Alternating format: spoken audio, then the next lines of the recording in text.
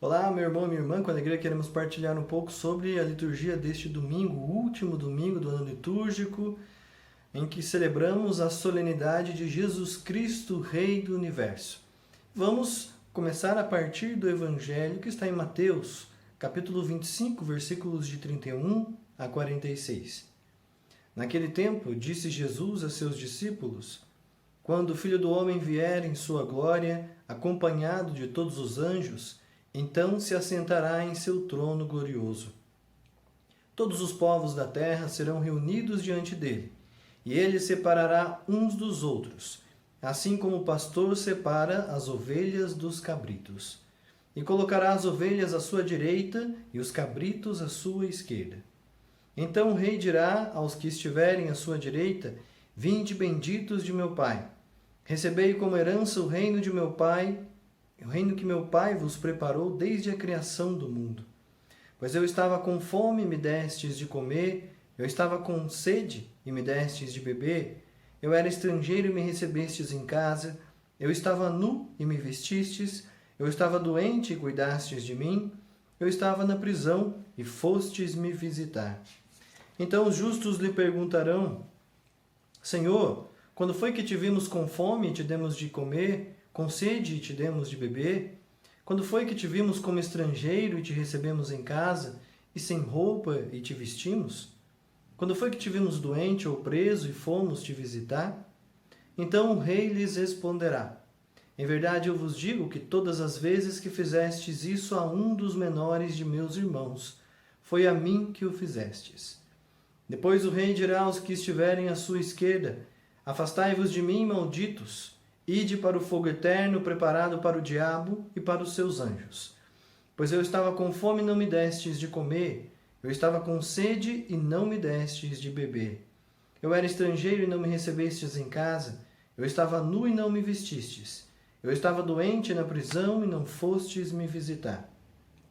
E responderão também eles: Senhor, quando foi que te vimos com fome ou com sede, como estrangeiro ou nu, doente ou preso, e não te servimos? Então o rei lhes responderá: Em verdade eu vos digo, todas as vezes que não fizestes isso a um desses pequeninos, foi a mim que não o fizestes. Portanto, estes irão para o castigo eterno, enquanto os justos irão para a vida eterna. Palavra da salvação. Glória a vós, Senhor.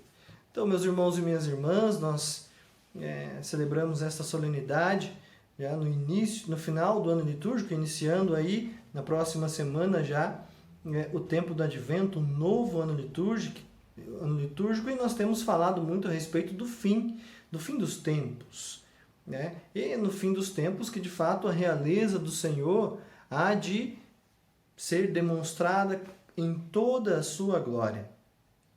Então, para compreendermos essa realidade de como que Jesus é rei da sua realeza, nós precisamos entender um pouco sobre o seu reino. O seu reino nos dá as características que nos fazem compreender melhor quem é nosso Senhor Jesus Cristo. E, em primeiro lugar, nós precisamos compreender de fato essa realidade dos fins dos tempos. A realeza do Senhor será demonstrada em toda a sua glória no final dos tempos. Isso vai nos mostrar muito bem a segunda leitura de hoje, quando o Senhor vai, após a restauração do mundo, a ressurreição de todos, vai vencer definitivamente a morte. A morte já é um inimigo vencido por Cristo, não é? Mas todos aqueles que são súditos deste rei, toda a criação há de vencer a morte junto com o nosso Senhor Jesus Cristo. Essa é uma das primeiras grandes verdades desta realeza e deste reino. Neste reino não há mais sofrimento, não há mais dor. Um outro ponto importante deste reino é que ele vive dentro de do que chamamos de tensão escatológica, ou seja, uma tensão entre o que está acontecendo agora e o que há de acontecer. É por isso que se usa a expressão já e ainda não. O reino de Deus já está no meio de nós. Nosso Senhor inaugurou o reino de Deus. E Ele está presente aonde nós, que nos fazemos cristãos, seguimos a Cristo, nos tornamos outro Cristo, vivemos e damos o testemunho, o reino de Deus ali está.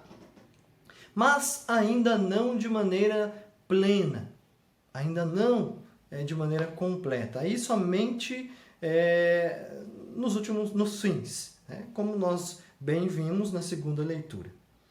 É importante nós percebermos que o próprio Evangelho, somente em João, vai nos mostrar uma realidade importante do reino. O reino de Deus vem com Cristo e também é o próprio Cristo, mas ele precisa ser acolhido a partir de uma conversão, uma metanoia, a conversão do coração. Lembremos-nos que o coração, na Sagrada Escritura, é a sede, não somente da vontade, mas também a sede do nosso pensar, não somente do sentir, mas do pensar também. Dizer sobre conversão do coração, nós estamos dizendo também de uma mudança de mentalidade. Nosso sentir e o nosso pensar precisam se converter e estar unidos, integrados, coerentes.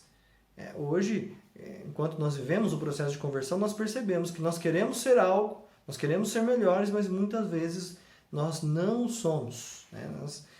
Os nossos desejos nos mandam para um lugar e o nosso pensamento, muitas vezes, para outro lugar. Então, é essa conversão interior que precisa acontecer, para que nós possamos acolher o reino de Deus. Nesse sentido, nós precisamos acolher o reino de Deus. Qual é a grande questão do reino de Deus? É a vontade de Deus. Sempre Jesus falava sobre o reino e sobre obedecer a Deus, realizar a vontade de Deus. E um ponto importante do que é a vontade de Deus é que Deus não quer que se perca nenhum. Na primeira leitura nós temos essa realidade a partir da visão do pastor. Deus, rei e pastor, que conduz as suas ovelhas, que não desiste de nenhuma, que vai atrás daquelas que estão feridas, daquelas que muitas vezes nós pensamos são ovelhas más, mas que feridas por conta das situações que viveram, acabam se afastando, acabam se perdendo. Deus quer todas as suas ovelhas. E nós, como súditos deste rei, somos chamados a ir atrás, não desistir de nenhuma delas. Servir ao rei também é buscar a todos e a todas que estão perdidos. Cuidar de suas feridas, cuidar delas. E aí nós entramos no Evangelho que nos traz esta grande realidade. O reino de Deus ele acontece conforme nós vamos imitando a Cristo, buscando seguir o testemunho de Jesus, ou seja, sermos cristãos de verdade e praticarmos a caridade cristã. Caridade cristã entendida dentro da vida do próprio Cristo. Porque senão nós achamos que caridade cristã eu dou uma coisinha para ajudar alguém aqui, eu dou uma outra coisinha para ajudar outro ali e pronto. É uma caridade cristã. Não. Jesus deu sua vida. Jesus não economizou seu tempo, sua energia, seu amor, a graça de Deus, não economizou. Então não era aqui e acolá, era o tempo todo doando a sua vida. Isso sim é caridade cristã.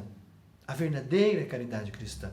Nós somos chamados a viver essa realidade dentro desses exemplos que o Evangelho nos deu, mas não somente nestes exemplos, nestas categorias, o nu que precisa ser vestido, o que tem fome que precisa comer, o que tem sede que precisa beber, o estrangeiro que sem direito nenhum, sem lugar para ficar, é acolhido, o preso que é visitado, e o doente também, que é cuidado, enfim, essas categorias são exemplos para dizer de todos aqueles que necessitam ser cuidados.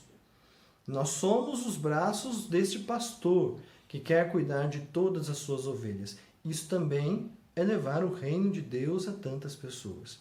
Por isso, meus irmãos e minhas irmãs, reconhecer a realeza de nosso Senhor Jesus Cristo sobre todo o universo é, em primeiro lugar, reconhecer que Ele é Rei da minha vida. E como que eu reconheço isso? Servindo a Deus e servindo aos irmãos. Seguir o ensinamento e o testemunho de Jesus em sua vida, cuidando das pessoas como Jesus cuidou. Mas também levar estas pessoas para o caminho da salvação. Salvação esta dada por Cristo Rei, a partir de seu mistério pascal. É assim que reconhecemos que Cristo é Rei de nossa vida, não com palavras, mas com atitudes, seguindo aquilo que é a vontade deste mesmo Rei. Sobre vós, sobre a vossa família, desça a bênção de Deus Todo-Poderoso, Pai, Filho e Espírito Santo. Amém.